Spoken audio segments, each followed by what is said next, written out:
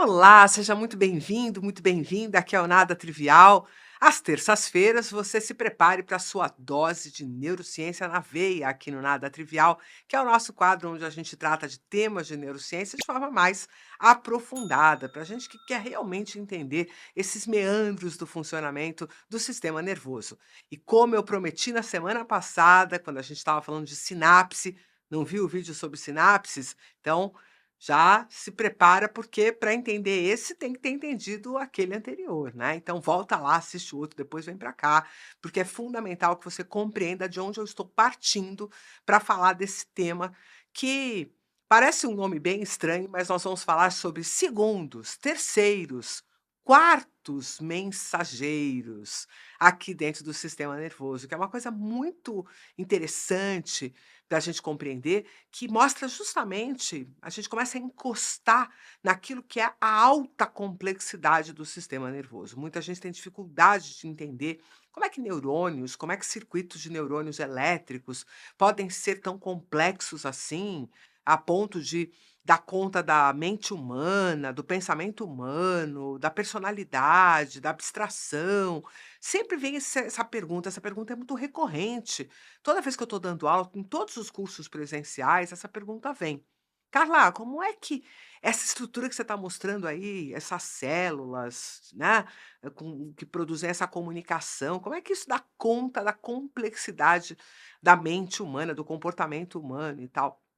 E nem sempre a gente consegue fazer uma explicação que convença as pessoas, porque a gente tem que descer em camadas de muita complexidade para essa compreensão. E hoje eu vou tomar um fôlego e vou te convidar para essa imersão. É possível que a gente tenha que ficar uns 5 ou 6 minutos sem respirar lá embaixo, porque nós vamos bem fundo nessa história, mas eu juro que a gente consegue voltar à tona e respirar novamente, a ponto de você se sentir satisfeito em compreender um tema que é de tamanha complexidade. Vamos lá, vem comigo.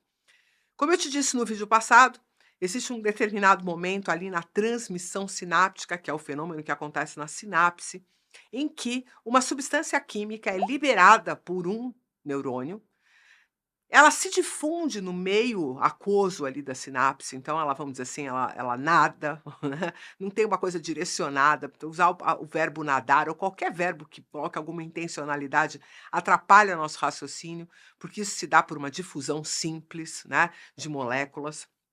Mas essas moléculas então são, eh vamos dizer assim, vazam, elas extravasam do neurônio nesse espaço, e ali, exatamente como você pensa numa coisa extravasando, elas vão lentamente, né, se difundindo por aquele meio e alcançam o neurônio que está depois da sinapse. Então a gente chama isso de neurônio pré, que é o neurônio que vai liberar o neurotransmissor, e neurônio pós-sináptico, o que está recebendo aquela informação através daquela molécula. Bom, qual é o ponto de complexidade? O ponto de complexidade é de que forma tanto o neurônio B quanto o neurônio A respondem a esta substância que está ali no meio, né, aquoso da sinapse. Como assim o neurônio A, Carla? É, porque o próprio neurônio que liberou, né, que fez a liberação do neurotransmissor, ele também se afeta pela presença do neurotransmissor na fenda sináptica. E de que forma isso pode acontecer? Bom, para isso, nós precisamos entender que as membranas de todos os neurônios, seja o neurônio pré ou o neurônio pós-sináptico, expressam aquilo que nós chamamos de receptores, não é? Do neurotransmissor. No vídeo passado, a gente já falou sobre isso. Agora, o interessante é que esses receptores vão ser o personagem principal, serão, né? O personagem principal do nosso vídeo de hoje. Por quê? Esses receptores que ficam nas membranas dos neurônios, eles são classificados em 2 tipos diferentes. Nós temos os receptores que são chamados de ionotrópicos, iontrópicos, então eles têm um trofismo por íons, e outros, receptores chamados de metabotrópicos, metabotrópicos, um trofismo por metabolismo. É alguma coisa assim, não exatamente o metabolismo como você está acostumado, mas uma série de de reações químicas que podem ser equivalentes ao processo metabólico da célula, né, por isso é chamado de metabotrópico. Qual a diferença entre esses 2 tipos de receptores? Os receptores ionotrópicos, quando ativados pelo neurotransmissor, eles terão o efeito de abrir alguns canais iônicos. Quer dizer, o próprio receptor, às vezes, é um canal iônico, por isso ele é chamado de ionotrópico. É um receptor que tem essa atração, vamos dizer assim, pelos íons. E aí, ao ser ativado, esse canal se abre. Bom, um canal iônico se abrindo numa estrutura elétrica, se você conhece um tiririco de eletricidade, você já sabe que nós estamos falando aqui de fluxo de íons, fluxo de cargas, né? Então, vou dar um exemplo para você. Pega um neurotransmissor excitatório, numa situação onde ele é excitatório, numa sinapse onde ele tem uma ação excitatória. Vamos pegar, por exemplo, como exemplo, eh, o glutamato, tá bom? O glutamato é um exemplo interessante de um receptor ionotrópico que é capaz de abrir, canais iônicos, ok? Então o que que acontece? O glutamato é liberado, aí ele atua sobre esse receptor ionotrópico e, ao atuar, ele abre canais de sódio. Bom, qual é o resultado disso? Há uma corrente de sódio para dentro da célula, o que faz com que esse neurônio fique mais facilmente excitável. É como se esse neurônio estivesse sendo provocado a ser disparado.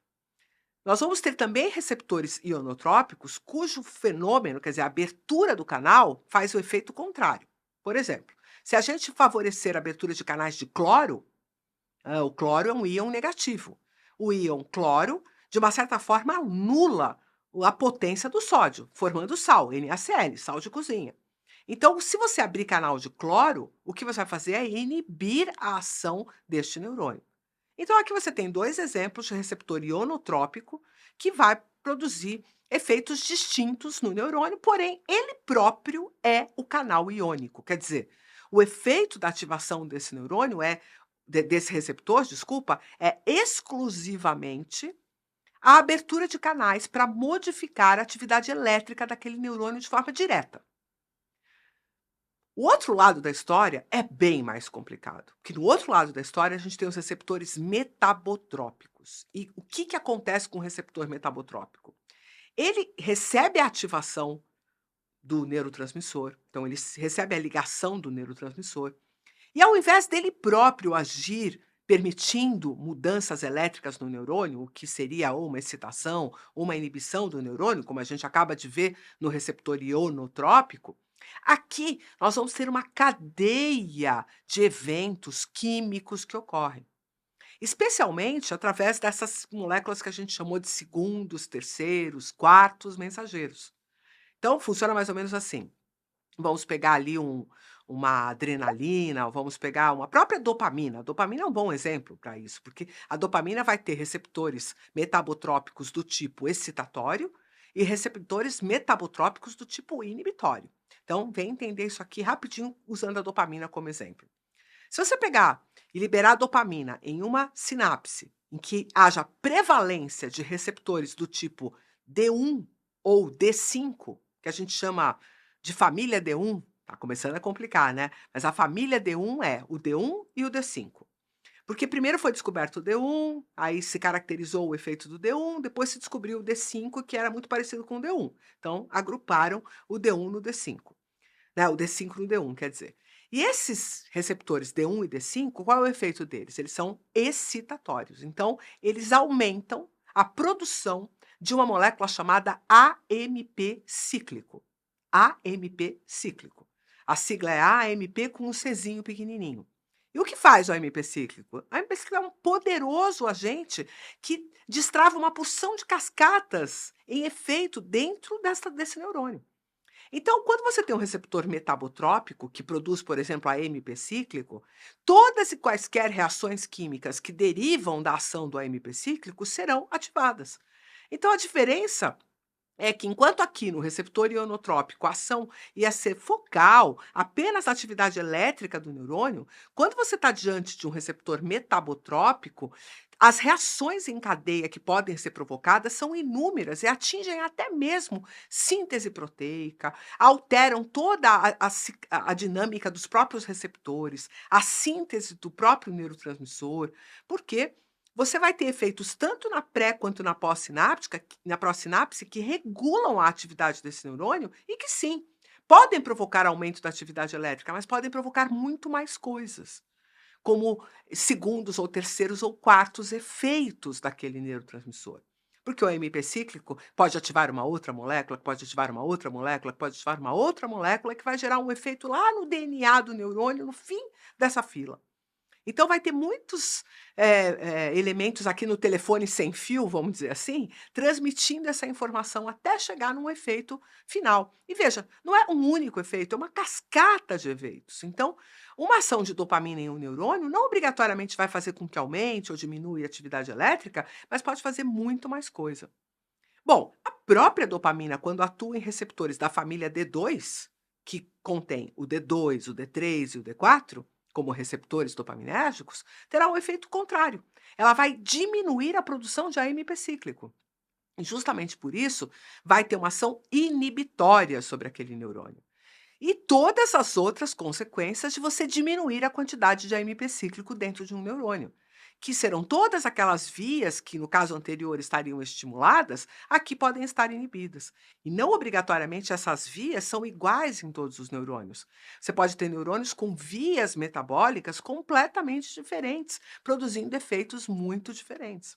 O que isso pode fazer? Imagina, você pode introjetar receptores. Você pode simplesmente pegar os receptores que estavam lá na membrana e botar para dentro. Isso pode ser um efeito da reação em cadeia. Você pode fazer uma modificação na síntese proteica. Você pode ir lá no DNA e mandar produzir mais essa ou mais aquela proteína. Você pode ter ações ligadas à regulação da produção das enzimas que destroem os neurotransmissores, aumentando ou diminuindo essa destruição. Você pode aumentar até mesmo a produção de novas espinhas dendríticas, fazendo com que essa sinapse fique mais elaborada, mais proeminente, como uma neuroplasticidade. Então, quando você tem um receptor do tipo metabotrópico, a ação de um único neurotransmissor sobre ele pode ter efeitos muito mais vastos do que se a gente estivesse diante de um receptor ionotrópico. E aí, um único neurotransmissor que pode ter, no caso do GABA, por exemplo, do ácido gama-aminobutírico, existem 17 receptores descritos. No caso da dopamina, são 5. Né? A adrenalina e noradrenalina possuem 5 subtipos de receptores. 2 da família alfa, alfa 1 e alfa 2, e 3 da família beta, beta 1, beta 2 e beta 3, se é que nada disso mudou desde a última vez que eu estudei, porque definitivamente isso é um crescente nas descobertas científicas. Novos receptores, novos neurotransmissores, novos mecanismos de ação, tanto no que diz respeito aos ionotrópicos, que abrem e fecham canais iônicos, quanto os metabotrópicos e as suas longas cadeias de metabolismo dentro dos neurônios, mostrando que a ação de um neurotransmissor numa sinapse transcende aquela comunicação do neurônio ali naquele momento, mas pode ter efeitos também de curto prazo, médio prazo e longo prazo, fazendo muitas vezes provocando alterações que duram um tempo suficiente, por exemplo, para a fixação de uma memória.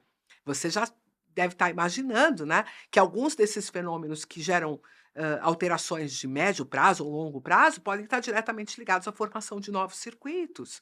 E olha que coisa elegante, tudo isso apenas com sinapses, neurotransmissores e algumas centenas de moléculas trabalhando a serviço de organizar o fluxo desse sistema nervoso.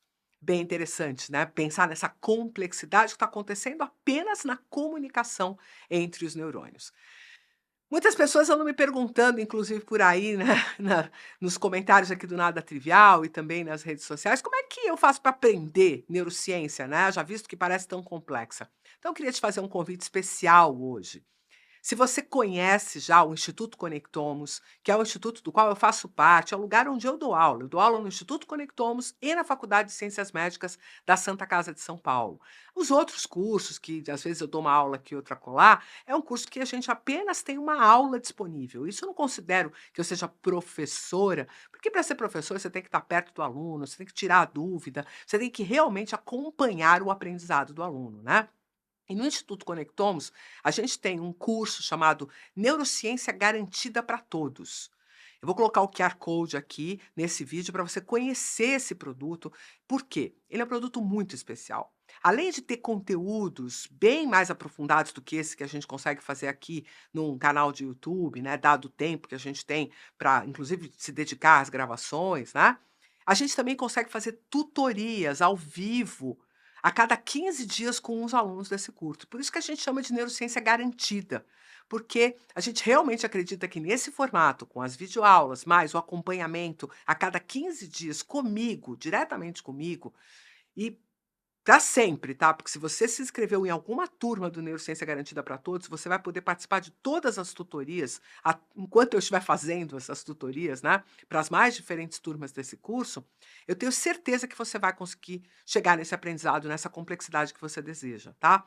E você vai dizer assim: "Nossa, isso deve ser muito caro", então eu te convido a ir lá olhar no QR Code que você vai ver que a gente faz de um jeito que é para todo mundo poder fazer. Até os parcelamentos, a forma de pagamento é muito, muito facilitada para que você realmente possa atingir esse seu desejo de aprender a neurociência de uma vez por todas e parar de ficar ouvindo historinha aí nas redes sociais, cheia de neuromitos e cheia de interpretações equivocadas sobre o funcionamento do sistema nervoso. Tá disposto? Então, acessa o QR Code, pesquisa sobre esse curso que eu te espero por lá, tá bom? E mais uma vez, que você dê conta, né, dessa turma incrível aqui que faz o Nada Trivial, dando o seu like, compartilhando o vídeo e, se puder, dá mesmo um valeu para ajudar a gente a sustentar essa turma trabalhando, tá bom? Ah, outra coisa muito importante, se você não está inscrito, se inscreve, né? E ativa o sininho, porque sai o vídeo, você recebe a notificação. Um abraço e até o próximo.